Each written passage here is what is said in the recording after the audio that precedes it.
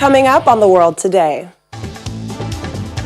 A court in London dismisses the extradition of WikiLeaks founder Julian Assange.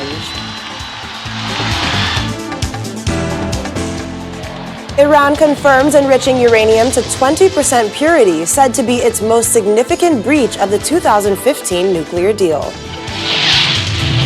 Plus, the UK begins rollout of Oxford AstraZeneca vaccine in another first for the world. A warm welcome to the program. I'm Akaite Afia here in Lagos. We began the program today with the latest on WikiLeaks founder Julian Assange, whose extradition to the United States will most likely not hold, following a ruling by a London court. The 49-year-old is wanted over the publication of thousands of classified documents in 2010 and 2011. The U.S. claims the leak broke the law and endangered lives. Assange has fought the extradition and says the case is politically motivated. The British judge ruled that the WikiLeaks founder should not be extradited to the United States to face charges of breaking a spying law and conspiring to obtain secret U.S. documents by hacking government computers. His lawyers had argued the entire prosecution was politically motivated, powered by U.S. President Donald Trump, and that his extradition posed a severe threat to work of journalists. At a hearing at London's Old Bailey, Judge Vanessa Barrezza rejected nearly all his legal team's arguments, but said she could not extradite him, as there was a real risk he would commit suicide, and ordered his discharge. His lawyer, Jennifer Robinson, says the U.S. should shut down the extradition case and that she would be making a bail application. We are going to be making a bail application on Wednesday, and now that she's ordered his discharge, he ought to be released on bail pending appeal so that he can recover and spend time with his family and properly prepare for that appeal. Assange's partner, Stella Morris, says she's extremely concerned the U.S. will appeal the extradition. But let's not forget, the indictment in the U.S. has not been dropped. We are extremely concerned that the U.S. government has decided to appeal this decision. It continues to want to punish Julian and make him disappear into the deepest, darkest hole of the U.S. prison system for the rest of his life. Outside the courthouse, supporters burst into celebration. They regard him as an anti-establishment hero who is being victimized because he exposed U.S. wrongdoings in wars in Afghanistan and in Iraq. WikiLeaks published a U.S. military video in 2010 showing a 2007 attack by Apache helicopters in Baghdad that killed a dozen people, including 2 Reuters news staff. It then released thousands of secret classified files and diplomatic cables. The legal saga began soon afterwards when Sweden sought Assange's extradition from Britain over allegations of sex crimes. When he lost that case in 2012, he fled to the Ecuadorian embassy in London, where he spent 7 years. When he was finally dragged out in April 2019, he was jailed for breaching British bail conditions, although the Swedish case against him had been dropped. Last June, the U.S. Justice Department formally asked Britain to extradite him.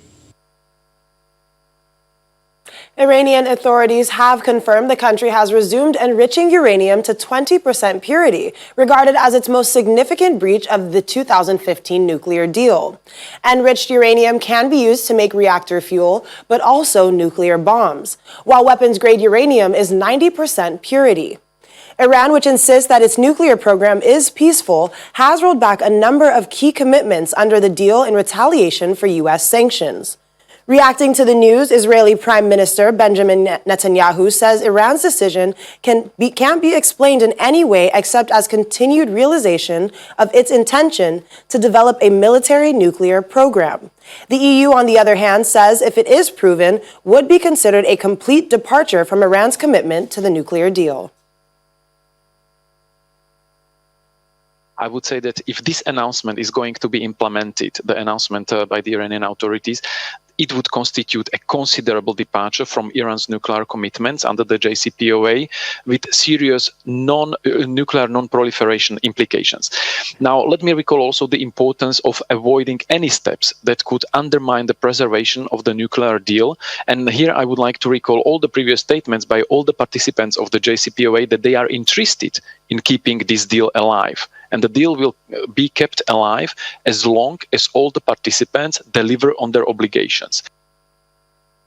Well, to the United States now, and this story has been making headlines. President Donald Trump pressuring top election officials in the state of Georgia to find enough votes to overturn his defeat in the southern state.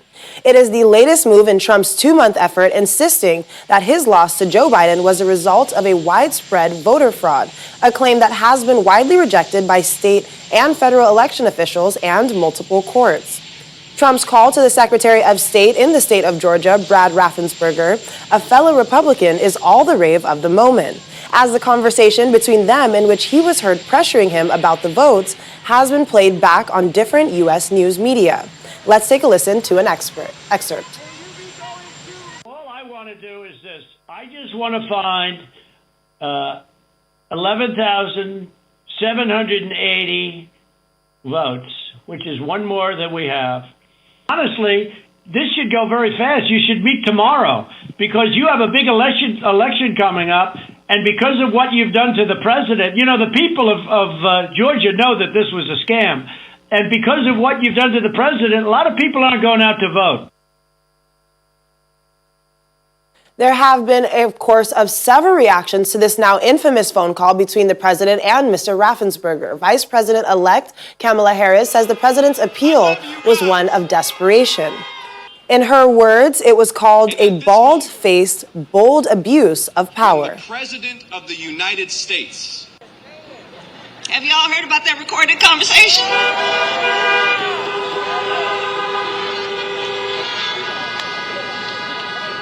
Well, it was, yes, certainly the voice of desperation.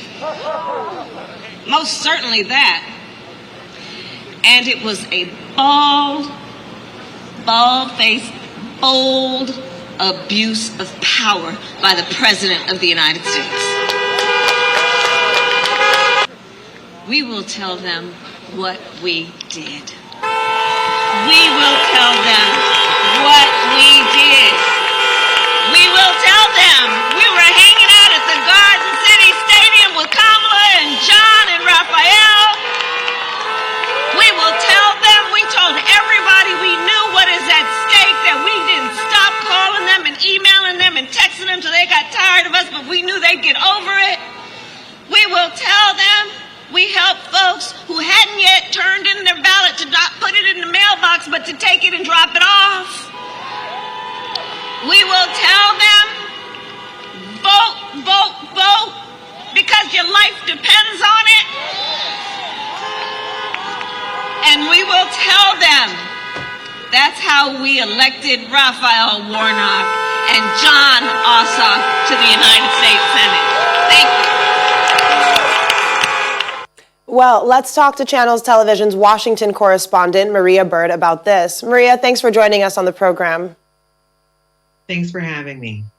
So the U.S. president has been doing all he can to stop Joe Biden from becoming president. How are Americans interpreting his latest move, trying to convince the Secretary of State in the state of Georgia to overturn the results of the election? I believe many Americans are not surprised. The election will be certified on Wednesday, and there's been discussions around, and we know that permits have been gathered by those Trump supporters for protest on Wednesday. So people are expecting there to be quite a bit of turmoil here this week, especially in the nation's capital. And so I think people are, knowing that President Trump was going to try everything he could until January the 20th. And so this is another push in a way to also create distraction from the Georgia elections. We know that this election is one of the most important for the Senate, and we know that this will have a clear indication as to what will occur during the next administration. And so with there being a need for the Democratic Party to have additional Democratic seats in Senate, this is one of the most, probably second to the presidential race over the last 9 to 10 months in the U.S. Well, how is the president also reacting to this conversation being out there for everyone to hear? He's not surprised. I mean, he asked, obviously, for his advisors to ensure that the conversation would not be leaked.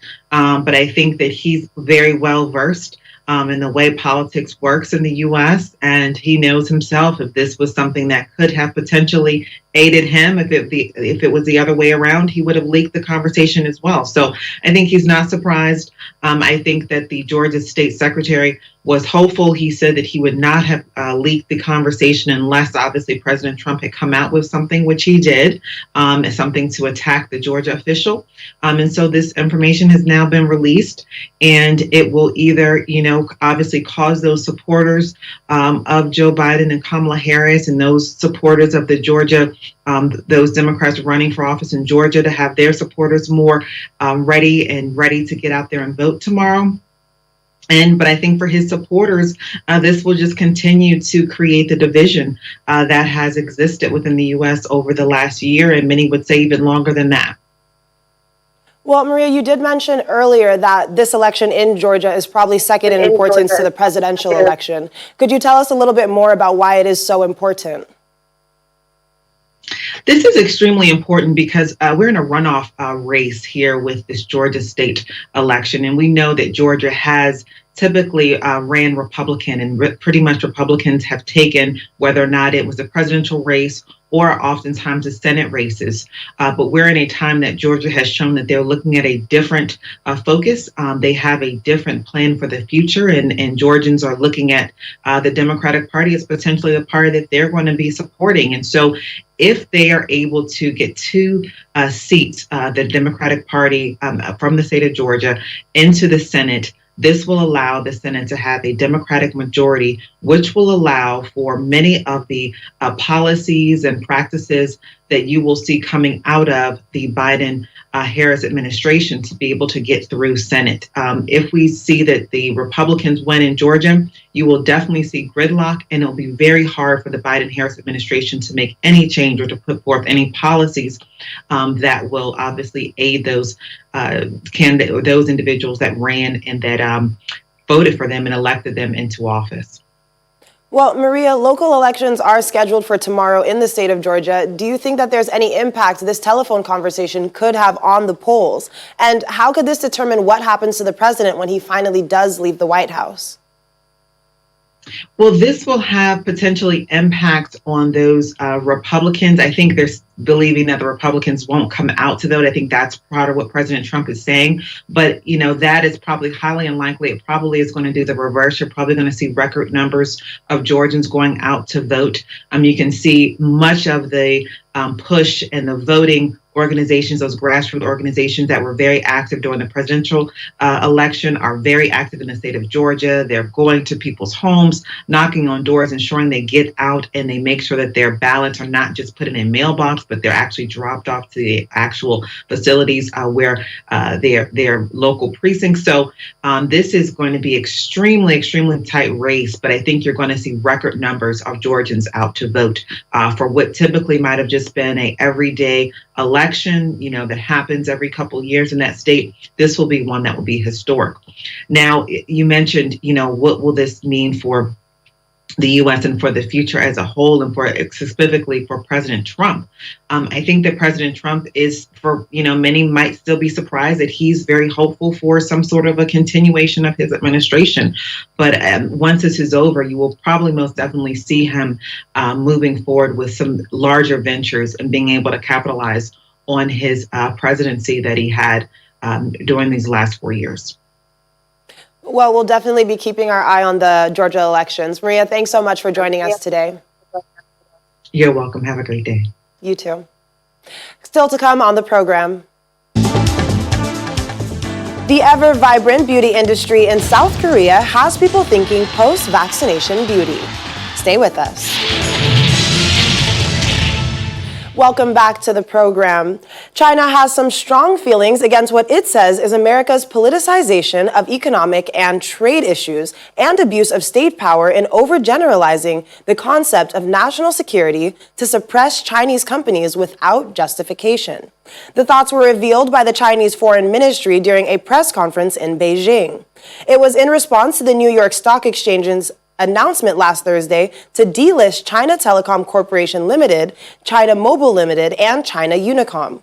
Foreign Ministry spokesperson Hua Chunying said that the relevant U.S. approaches seriously violate the basic principles of market competition and international economic and trade rules that it always flaunts. Hua says U.S. moves are very unwise, which will harm not only the interests of foreign investors, but also its own national interest and image directly, as well as the global status of its capital market. Well, a look at where the world is with the coronavirus pandemic. UK citizens have begun receiving the first doses of the COVID-19 vaccine developed by Oxford University and AstraZeneca. It comes as the Prime Minister Boris Johnson says the number of COVID vaccine doses will amount to tens of millions by the end of March. He was visiting a hospital in North London where people have been receiving the Oxford AstraZeneca vaccine. Here's the global update. It's been another big day in Britain as the country began vaccinating its population with the Oxford University and AstraZeneca COVID-19 shot in a world first, racing to give protection to the elderly and vulnerable as a new surge of cases threatened to overwhelm hospitals. The government has secured 100 million doses of the new vaccine, which can be stored at fridge temperatures between 2 to 8 degrees, making it easier to distribute than the Pfizer shot. Just got to wait for our emergency. In Spain, complaints about the slow rollout of the country's vaccination process coincides with reports that the number of cases of COVID-19 will have risen over the holidays when the Health Ministry announces the latest figures. Anticipating a rise in cases, Catalonia has announced that it will heighten its restrictions from January 7th. Some other regions have announced restrictions beginning January 1st, the 3rd, 5th and 6th. Schools in Kenya have fully reopened, although some parents fear that overcrowded classrooms could pose a danger to their children. Kenya is the last country in East Africa to fully reopen its schools. The World Health Organization has warned that prolonged school closures pose risks for children, including higher rates of teenage pregnancy, poor nutrition, and permanent dropouts. France is also under fire for its slow vaccine rollout. The country is set to receive its first deliveries of Moderna's coronavirus vaccine this week. It started its inoculation campaign at the end of December, as did many European countries, but has only vaccinated hundreds since then, versus tens of thousands in Germany and more than 1 million in Britain. Finally, COVID-19 vaccinations are being orderly conducted in China among people with higher infection risks, while the government plans to vaccinate border populations as more COVID-19 vaccines are being approved to enter the market and the production capacity increases. Inoculation for people with higher infection risks have been in full swing in Beijing since the program started on January 1st. Israel's defense minister says he wants the country to buy a third squadron of stealth F-35 warplanes from the United States, and that he hoped a deal could be clinched before President Donald Trump steps down on January 20th. Israel has been in talks with Washington on how to preserve its military advantage after the Trump administration approved a possible F-35 sale to the United Arab Emirates last year. The plane was previously available only to Israel in the region. Defense Minister Benny Gantz told local TV Israel needs to expand its F-35 array, as it currently has 2 squadrons. He, however, did not specify the number of F-35s in the proposed new squadron. Defense officials have said the 2 squadrons already ordered by Israel consist of 50 planes. Well, let's make a brief stop over in Niger, where 100 people were killed on Saturday in attacks on 2 villages in western Niger, following one of the deadliest days in recent memory for a country ravaged by Islamist violence. Prime Minister Brigi Rafini announced the death toll in remarks broadcast on national television on Sunday from a visit to the zone near the border with Mali. He said that 70 people had been killed in the village of Chumbagao and 30 others in the village of Zarumadare. He did not say who was responsible for the attacks. Traffic is traveling through the port of Dover, Europe's busiest trucking port, without the chaos some predicted after the UK finally left the European Union's orbit. Britain formally left the EU on January 31st, and when its transitional period within the EU's customs union and single market ended at 2300 GMT on December 31st, companies moving goods in or out of Britain had to start completing full customs declarations, a move some said would bring the port to a standstill. This week, the week before Christmas, saw queues of trucks miles long after France closed its borders with the UK to limit the spread of a new strain of COVID-19. There's no stopping the Chinese enjoying the magical winter weather, as beautiful sceneries, stunning tourism, activities, and delicious foods have all played their roles in solacing Chinese citizens' souls and stomachs during wintertime. In North China's Hebei province, international ski resorts were gradually put into operation during the New Year holiday, attracting skiers and enthusiasts from across the country. The Jingshanling Golden Mountain Ski Resort, with a drop height of up to 600 meters and a coverage of 25 square kilometers, is one of the main tourist attractions in Chengde City, northeastern Hebei. After its successful initial operation during the holiday, tourists are flocking to the resort. In the Shengongjia Forest district of central China's Hubei province, happy hours for skiing are extended. The ski resorts open for extended hours during nighttime, lifting the time limit for tourists to have fun. While tourism relaxes people's minds, palatable hotspot drives away the chill in the cold winter. In East China's Hangzhou City, new retail outlets have made it possible for gourmets to enjoy the delicacies everywhere and anytime. A 20-year-old university student, Ryu Han-na, got cosmetic surgery on her nose in mid-December, figuring it might be the last chance to do it before people start taking off masks as vaccines become more widely distributed. That attitude is fueling demand for a cosmetic surgery in South Korea, which has already experienced a pickup under a face mask mandate and widespread work-from-home policies last year. Ryu, who has been taking her courses online throughout 2020, said the ability to recuperate at home and wear a face mask in public without drawing attention helped make up her mind. South Korea is a world capital of plastic surgery even during non-pandemic times.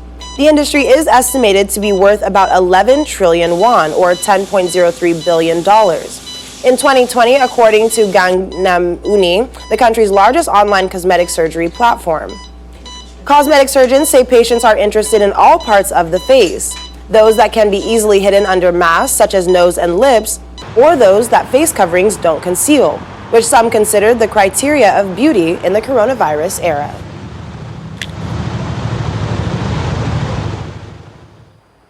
Well, that is all for the program today. Thanks so much for staying with us. I'm Akaite Afia. Have a great evening and stay safe.